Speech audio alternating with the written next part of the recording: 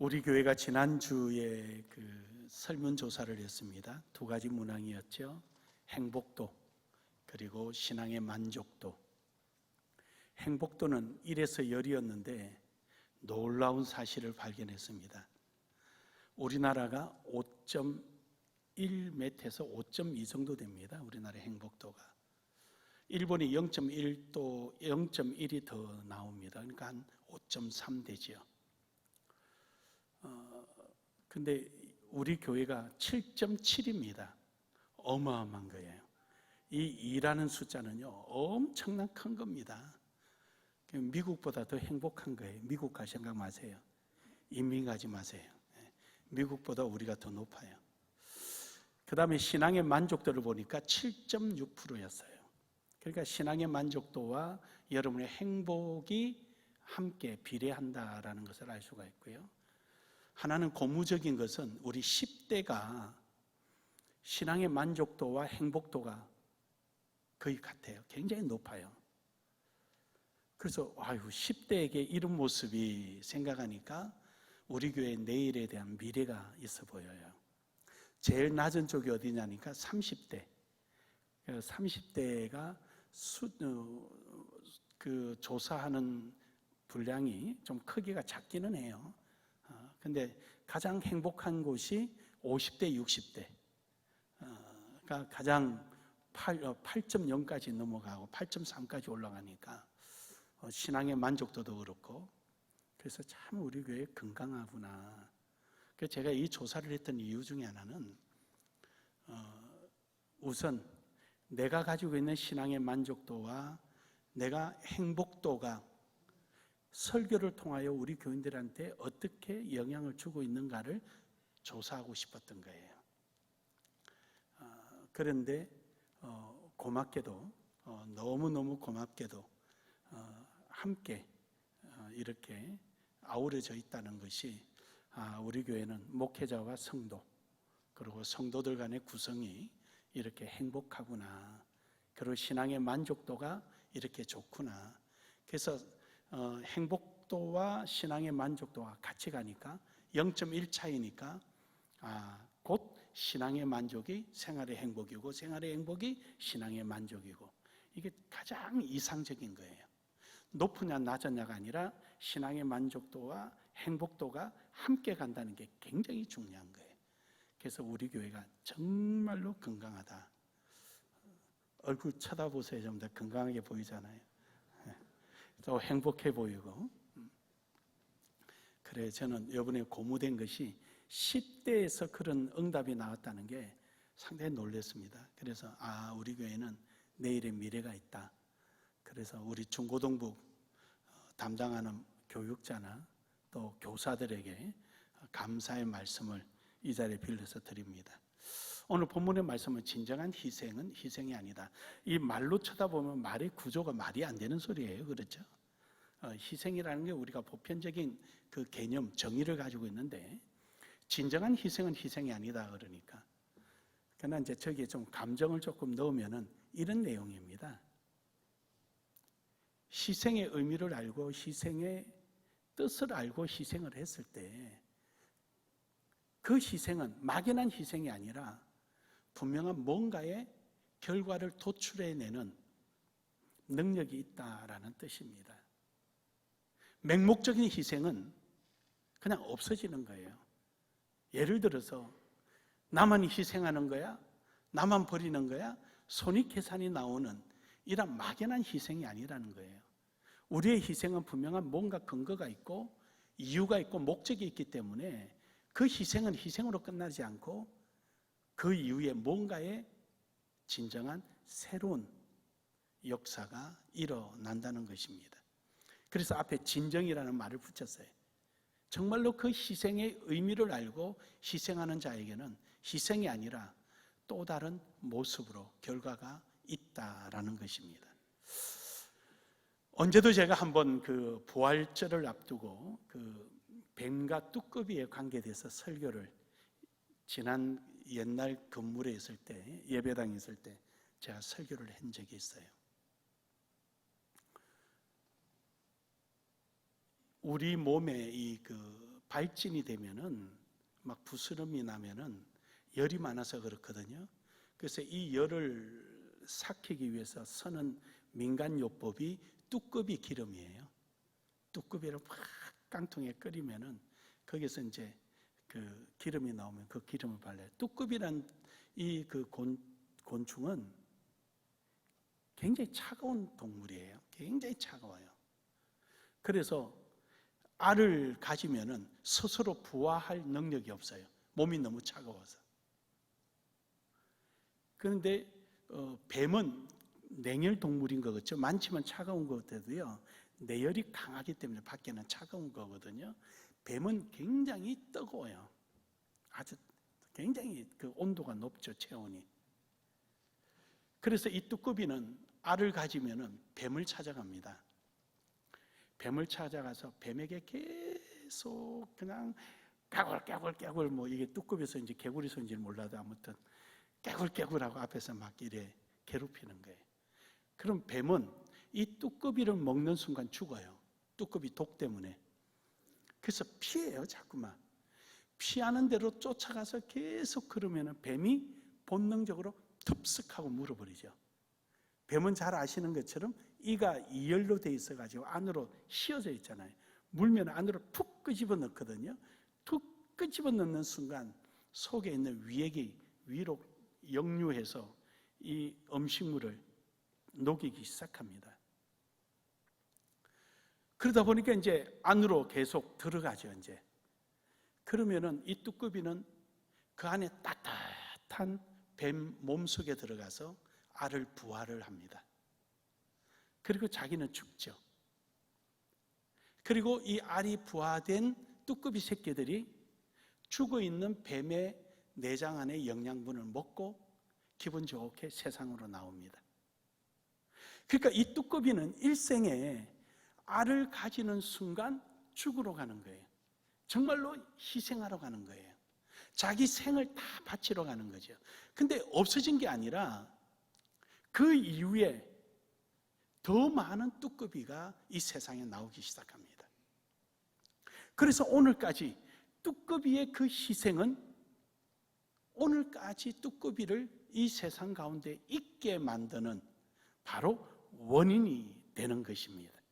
사랑하는 여러분, 저는 여러분과 제 삶이 이러한 진정한 희생을 통하여서 우리의 존재의 의미가 있고 하나님의 영광이 나타나고 점점 주의 나라가 확장되고 믿는 수가 더하는 이러한 역사가 일어나기를 주의 이름으로 축복합니다.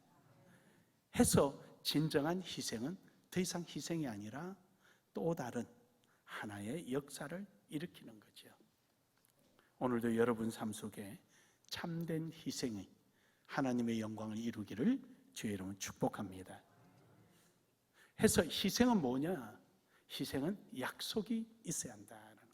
그 첫 번째로 희생은 약속이다라는 거죠. 오늘 본문 말씀에 보면은요,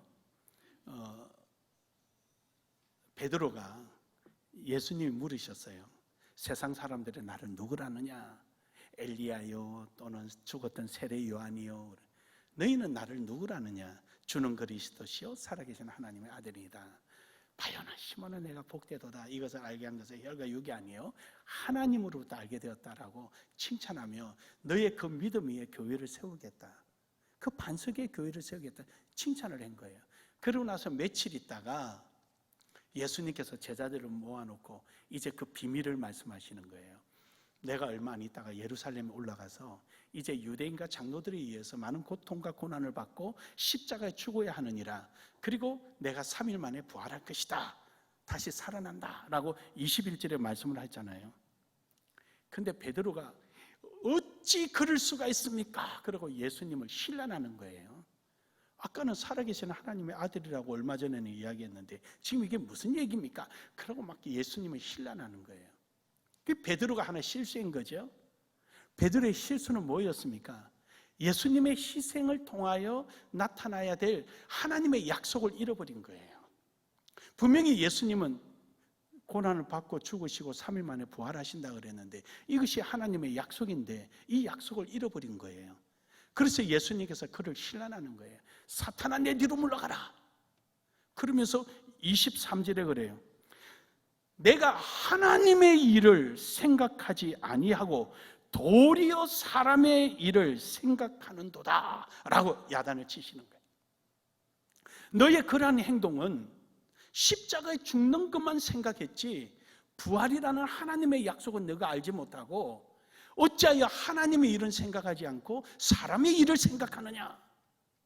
그래요, 여러분, 우리가 어떤 희생하고 헌신하고 봉사하고 충성할 때 사람의 계산적 방법이나 사람의 어떤 감정에 의해서 이루어지는 것이 아니라 우리는 철저한 영적인 하나님의 약속에 붙들려서 행동하고 순종하고 헌신하고 희생하는 삶이 이루어질 때 바로 그 자리에, 헌신하고 희생하는 그 자리에 하나님의 약속이 성취되는 것입니다. 그래서 베드로는 하나님의 약속을 잃어버린 거예요. 그래서 예수님으로부터 이런 야단을 받을 수밖에 없는 것입니다. 지금 베드로가 고깃배를 던지고 거물을 던지고 가족 친지를 버리고 예수님을 따라가는 것이 진정한 희생이 아니라 오늘 여기 본문을 통해서 그를 한번 유추해 본다면 그는 분명 그 맹목적인 희생이다. 진정한 희생이 아니면 그는 희생이 아니다라는 거예요. 진정한 희생이면 그 희생에는 하나님의 약속이 나타나는 거죠. 그런데 그는 자기 부모 형제를 버리고 고깃배를 버리고 거물을 버리고 다 버리고 예수님을 따라왔지만 오늘 본문으로 통하여서 그를 평가한다면 그는 맹목적 희생일 뿐이다라는 것이죠. 맹목적 희생을 하려고 하다가 죽은 사람 아나니아 삽비라가 있지 않습니까? 진정한 희생이 이루어지지 않으면 하나님의 약속은 일어나지 않는다는 것이죠. 우리의 희생에는 반드시 하나님의 약속을 의식해야 한다는 것입니다. 예수님은 십자가의 희생은 약속한 하나님과의 약속을 이루기 위한 것입니다. 마태복음 27장 46절에 보면은요, 왜 나를 버리시나이까? 하나님 왜 나를 버리시나이까? 여기서 나를 버리시나이까라고 말씀하시는 것은 예수님이 가질 수 있는 모든 쾌락을 포기한 겁니다. 육적인 쾌락, 영적인 것, 모든 것. 이 쾌락이라는 것은 모든 사람이 가지고 있는 본능적인 거예요. 그리고 또는 그것을 이성적으로 판단해서 최고의 가치를 삼고 그것을 취하려고 노력하는 것이다 말이죠. 먹는 게 쾌락이 있고 누리는 게 쾌락이고 다 있잖아요. 인간은 즐거움을 선택하고 살잖아요. 그러나 이 모든 것을 전부 다 포기하신 거예요. 이렇게 십자가에 못 박혀 죽으신 것은 예수님은 하나님과의 그 약속을 성취하기 위한 것입니다. 이 고난을 알지 못한 베드로는 인간의 쾌락만을 생각했습니다. 예수님을 통하여 자신들이 누릴 영광만을 생각했던 것입니다. 하나님의 약속을 도무지 생각하지 못했던 거죠. 세례 요한은 예수님이 세례받으러 오실 때 보라 세상죄를 지고 가는 어린 양이로다 그랬습니다. 세례 요한은 예수님에 대해서 정확히 알았습니다. 세상죄를 지고 가는 어린 양, 하나님의 약속에 의한 희생이면을 거기서 선언하고 있는 것입니다. 고린도전서 15장 3절에 보면은 내가 받은 것은 먼저 너희에게 전하였노니 이는 성경대로 그리스도께서 우리 죄를 위하여 죽으시고 예수 그리스도의 죽으심은 성경대로 하나님의 약속대로 죽으시고 죽으신 그 자리에 바로 하나님의 약속이 성취되는 것입니다. 이것이 바로 하나님께서 우리를 위하여 행하신 그 희생의 이유입니다. 물론 그 속에 하나님의 사랑이 있지요. 다 있지만 그런 것들이 전부 다 모여져서 하나의 하나님의 약속이라는 범주 속에 다 들어간 거죠. 영생도 있고 구원도 있고 천국도 있고 모든 것들이 그 하나님의 약속이라는 범주 속에 전부 다 들어가 있는 거예요. 참된 헌신은 하나님의 약속을 이루는 것입니다. 갈라디아서 1장 4절에 보면은 그리스도께서 하나님 곧 우리 아버지 뜻을 따라 이 악한 세대에서 우리를 건지시려고 우리 죄를 대속하기 위하여 자기 몸을 주셨으니, 예수님은 우리를 위하여 물과 피를 아낌없이 모든 걸 다 주셨습니다. 내 영혼을 아버지께 맡기나이다. 영혼까지도 우리를 위하여 포기하셨습니다. 다시 말해서 전체적으로 희생하신 거예요. 하나님의 뜻을 이루기 위해서, 하나님의 약속에 이루기 위해서. 오늘 여러분과 제 발걸음이 예사로운 발걸음이 아니라 여러분이 진정으로 하나님의 뜻을 의식하며 그 뜻을 이루기 위해서 발걸음을 옮긴다면 바로 그 발걸음은 하나님의 약속을 이루어 가는 것입니다. 요한복음 12장 24절에 보면은 내가 진실로 진실로 너희에게 이르노니 한 알의 밀이 땅에 떨어져 죽지 아니하면, 완전하게 죽어버리면 많은 열매를 맺는다. 죽지 않으면 그대로 있거니와 죽으면 많은 열매를 맺는다. 그렇습니다. 바로 그 희생의 자리가 없어지고 끝나는 것이 아니라 거기서 새로운 하나님의 약속들이 일어납니다. 마치 그 뱀에게 잡아먹혔던 뚜꺼비가 그 뱀을 몸속에서 많은 알이 부화되어서 한 마리가 아닌 수십 마리의 뚜꺼비가 나오는 것처럼, 예수 그리스도의 십자가의 헌신은, 그 희생은 희생으로 끝나는 것이 아니라 바로 그 속에 하나님의 약속인 여러분과 제가 바로 그 십자가로부터 약속을 성취되어지는 정인이 됨을 믿으시길 바랍니다. 그래서 우리는 그 십자가에 의하여 우리는 오늘도 살아가는 것입니다. 두 번째로, 희생은 소망입니다. 희생은 희생으로 끝나지 않고 그 희생은 하나님의 약속이 성취될 것에 대한 소망을 갖고 있는 것입니다. 요한일서 2장 2절에 보면은 저는 우리 죄를 위하여 화목제물이니 우리만 위할 뿐만 아니요 온 세상의 죄를 위하심이라. 그렇습니다. 예수 그리스도는 십자가에 못 박혀 죽으심으로 말미암아 하나님과 우리 사이에 갈라져 있던, 멀어져 있던, 원수되었던 관계가 화목제물로 인하여 예수님의 십자가의 희생을 통하여 이제는 우리가 화친을 맺게 된 것이죠. 바로 그것이 예수님이 십자가에 못 박히시고 다 이뤘다라고 운명하실 때 지성소 안에 있는 마귀, 성소와 지성소 사이에 죄인이 하나님 앞에 나아가지 못하도록 막아놓은 그 마귀 위에서부터 아래로 찢어져 버린 거예요. 이로써 이제 여러분과 저는 하나님과의 화친이 이루어지고 화목이 이루어져서 언제든지 하나님 앞에 나와서 예배하고 기도하고 부르짖고 간구할 수 있는 권한을 가진 것입니다. 이것이 우리에게는 소망입니다. 여러분이 힘들고 어려울 때 하나님 앞에 나와서 예배하고 기도하고 그 기도에 대한 소망을 갖고 하나님 앞에 매달리고 찾게 되는 것이, 이러한 권한을 가지게 된 것이 바로 이러한 예수 그리스도의 십자가의 희생을 통하여 일어난 것입니다. 이제 여러분과 저는 우리도 역시 우리에게 주어진 환경 속에 우리도 희생하는 거예요. 특별 새벽 기도를 통해서 시간을 드리고 시간을 희생하고 그 시간에 우리의 영과 육이 오로지 하나님 앞에 소망을 두고 그 약속에 매달려서 희생하고 기도 가운데 시간 드리는 시간 가운데 우리에게 소망이 그 속에 실려 있어서 매 내딛는 발걸음마다 하나님의 소망의 역사가 일어나기를 마음속으로 늘 기대하게 되는 것, 바로 이러한 희생이 바로 소망인 것입니다. 여러분 속에 이러한 소망이 일어나기를 주의 이름으로 축복합니다.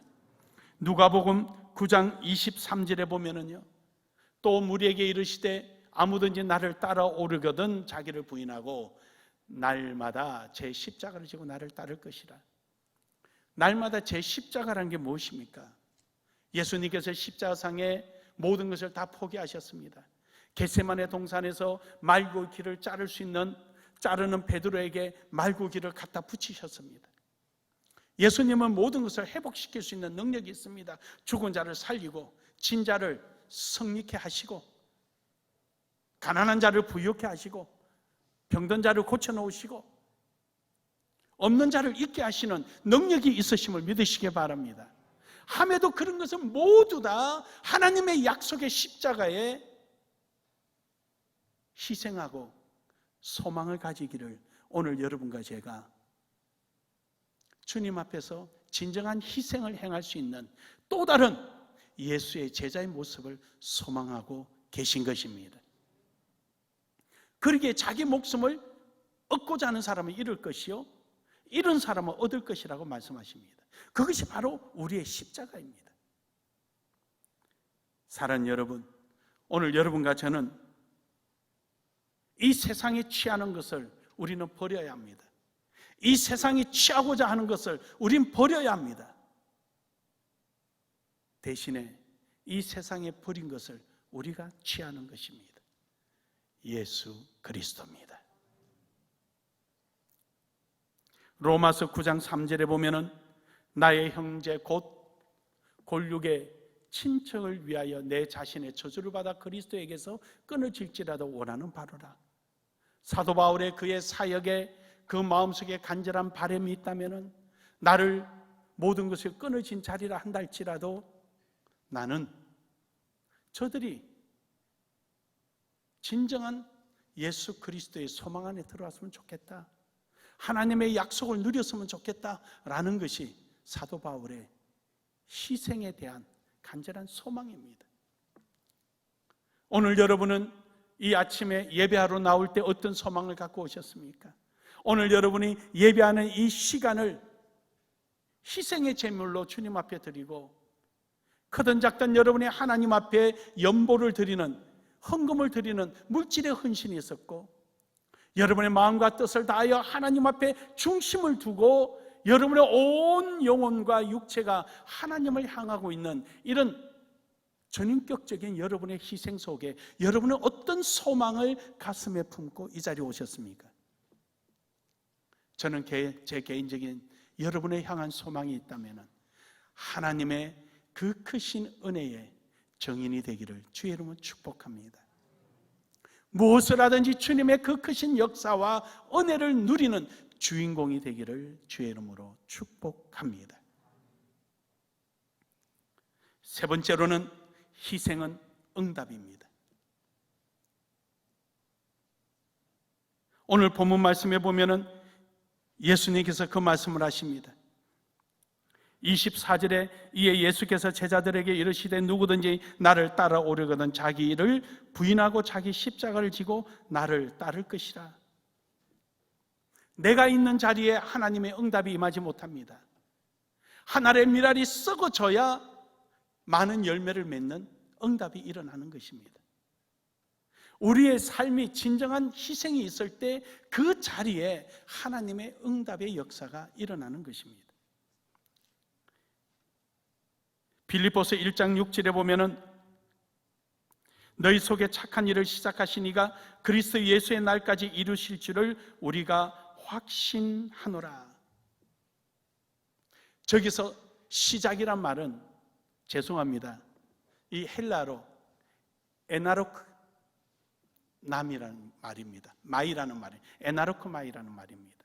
에나로크 마이라는 말은 무슨 말이냐면요,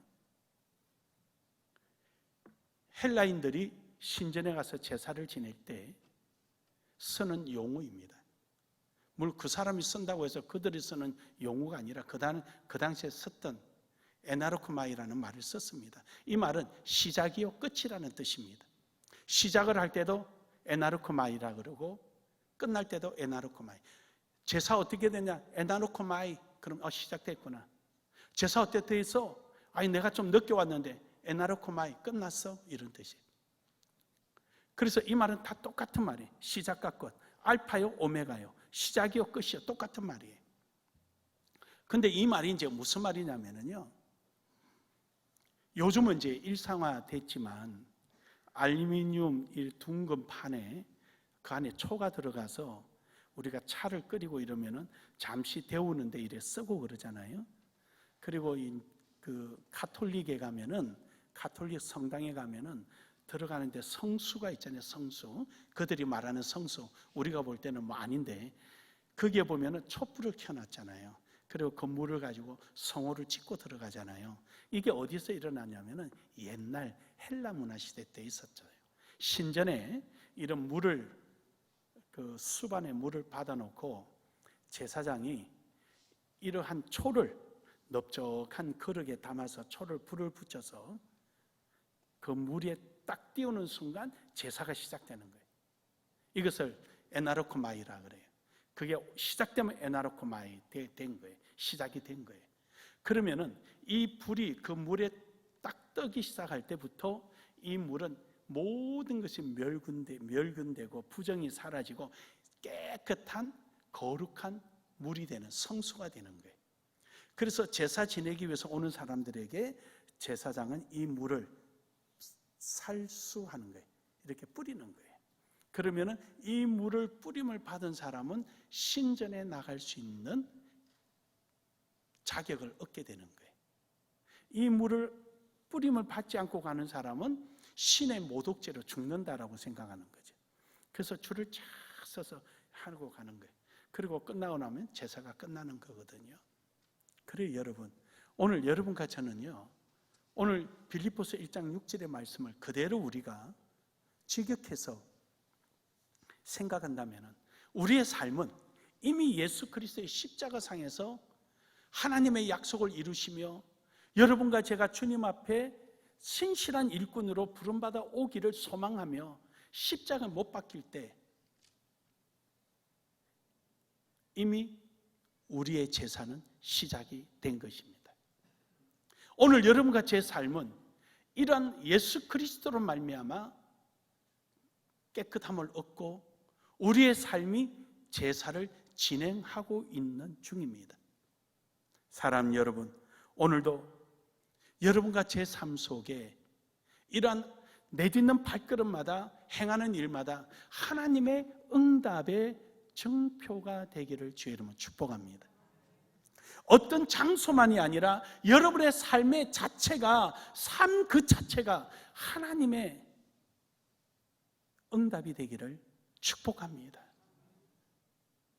여러분의 신앙의 희생적인 그 삶, 그것을 통하여서 하나님의 응답의 증거가 되고 그것이 바로 메시지가 되고 그것을 우리가 쉽게 표현한다면 긍정적인 감정에 있는 신앙이 되는 것입니다.